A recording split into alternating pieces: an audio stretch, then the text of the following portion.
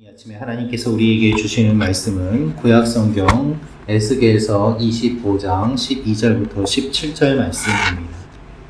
오늘 말씀은 에돔과 블레셋이 받을 심판에 대한 말씀이 기록되어 있습니다. 오늘 이 말씀을 통해서 우리가 알 수 있는 몇 가지가 있습니다. 첫째로 형제를 향한 분노와 원수 갚음은 심판을 받습니다 라는 것입니다. 형제를 향한 분노와 원수 갚음은 심판을 받습니다. 우리 12절 말씀 같이 읽도록 하겠습니다. 시작. 주 여호와께서 이같이 말씀하셨느니라. 에돔이 유다 족속을 쳐서 원수를 갚았고 원수를 갚음으로 심히 범죄하였도다. 아멘.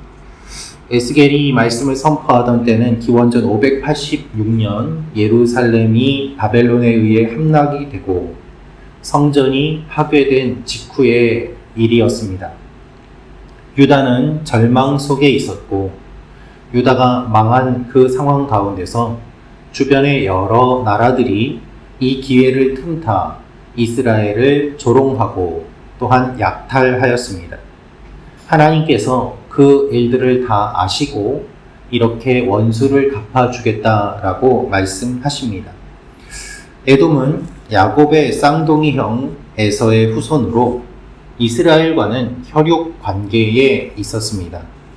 그들이 유다가 멸망할 때 안타까워한 것이 아니라 오히려 자신들의 원수를 갚았다라고 되어 있습니다.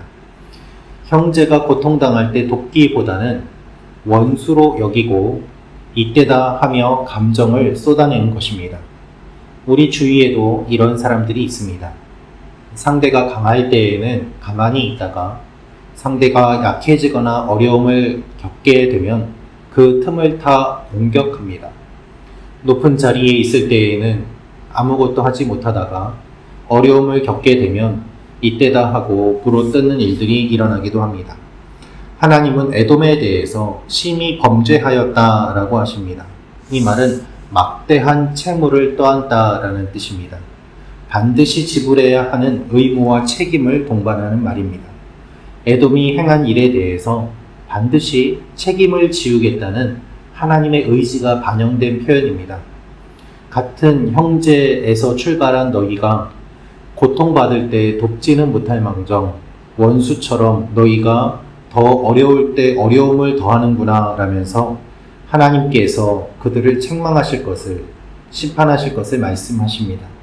에돔은 전투에서 쫓겨온 유다 난민들을 학대하였습니다. 원한을 계속 품고 있다가 유다가 어려워지니까 그 감정을 결정적인 순간에 쏟았습니다. 문제는 그렇게 원한을 풀어내는 대상이 형제 민족이었다는 것입니다.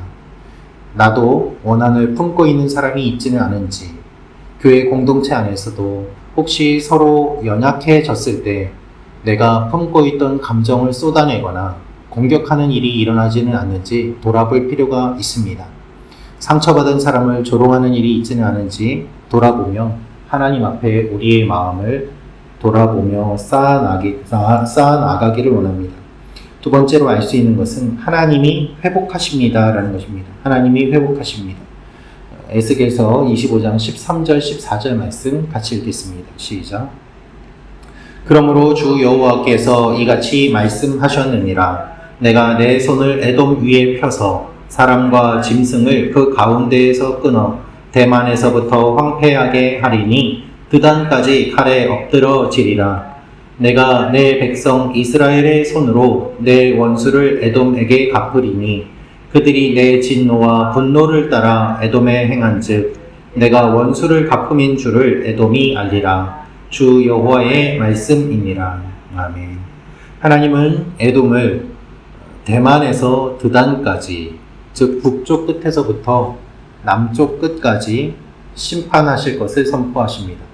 그런데 내 백성 이스라엘의 손으로 내 원수를 에돔에게 갚으리니 라고 말씀하십니다. 하나님께서 복수하시되 하나님의 백성의 손을 통해서 그 일들을 하실 것을 말씀하십니다. 고통받았던 백성들이 하나님의 뜻에 참여하게 되며 하나님의 정의와 공의를 이루게 될 것을 하나님이 말씀하십니다.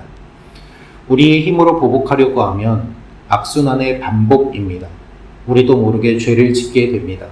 우리 손에 피를 묻히게 됩니다. 그러나 하나님께서 말씀하시고 하나님께서 이루시는 그 일에 하나님의 백성을 사용하심으로 말미암아 하나님은 하나님의 백성을 버리지 않으시고 하나님의 심판을 통해서 하나님 백성들이 당한 그 수치를 갚아주심을 온 열방이 알게 하실 것을 주님이 말씀하십니다. 그래서 그들이 내 진노와 분노를 따라 에돔에 행한 즉 내가 원수 갚음인 줄을 에돔이 알리라 라고 말씀하십니다. 하나님은 하나님의 백성을 결코 버리지 않으십니다. 하나님의 심판은 하나님을 알게 하는 은혜의 통로입니다. 이스라엘은 비록 불충실하여서 하나님의 심판을 받았지만 멸망하였지만 그 이스라엘을 공격한 나라 또한 하나님께서 심판하심으로 인해 하나님의 공의가 이루어짐을 보여주시고 하나님이 이스라엘의 하나님임을 보여주십니다. 오늘도 우리 삶에서 일어나는 많은 일들을 하나님이 다스리신다는 것을 기억하며 고백하며 나아가기를 원합니다. 그래서 많은 풍파도 있고 어려운 일도 있지만 내 평생에 가는 길이 순탄하다고 고백하는 믿음의 고백이 우리의 삶에서 나올 수 있는 것입니다. 마지막으로 우리가 알 수 있는 것은 악한 의도와 멸시하는 마음은 반드시 심판을 받습니다 라는 것입니다.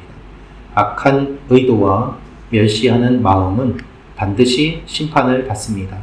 우리 에스겔서 25장 15절부터 17절 말씀 같이 읽겠습니다. 시작. 주 여호와께서 이같이 말씀하셨느니라. 블레셋 사람이 옛날부터 미워하여 멸시하는 마음으로 원수를 갚아 진멸하고자 하였도다. 그러므로 주 여호와께서 이같이 말씀하셨느니라. 내가 블레셋 사람 위에 손을 펴서 그의 사람을 끊으며 해변에 남은 자를 진멸하되 분노의 채권로 내 원수를 그들에게 크게 갚으리라. 내가 그들에게 원수를 갚은즉 내가 여호와인 줄을 그들이 알리라 하시니라. 아멘. 15절부터 17절은 블레셋에 대한 심판이 선언됩니다. 블레셋은 이스라엘의 오랜 원수입니다. 사사 시대부터 다윗의 시대에 이르기까지 끊임없이 이스라엘을 괴롭힌 민족입니다. 이들은 어떠한 악행을 저질렀는가 하면 예루살렘이 함락되는 순간을 이용해서 네게부 지역을 약탈하고 유다 민족들을 학살하였습니다. 블레셋이 옛날부터 이스라엘을 미워하였고 또한 그 마음을 쏟아놓는 것을 볼 수 있습니다. 그들은 이스라엘을 진멸하려고 하였습니다. 그래서 하나님께서 분노의 채권로 그들에게 크게 갚겠다라고 말씀하십니다. 이 말씀은 우리에게 오랜 증오와 멸시 그리고 상대방의 멸망을 바라는 마음을 품고 있어서는 안 된다는 것을 알려주십니다.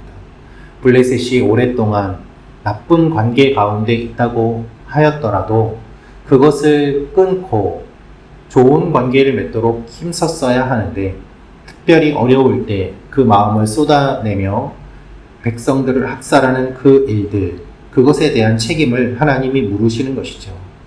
여러분, 우리도 마찬가지입니다. 우리의 마음속에 악한 마음이 있으면 가장 먼저 우리에게 악한 영향을 끼칩니다. 우리의 영혼도 망가집니다. 오랫동안 분을 품고 있으면 우리의 심령이 피폐해집니다.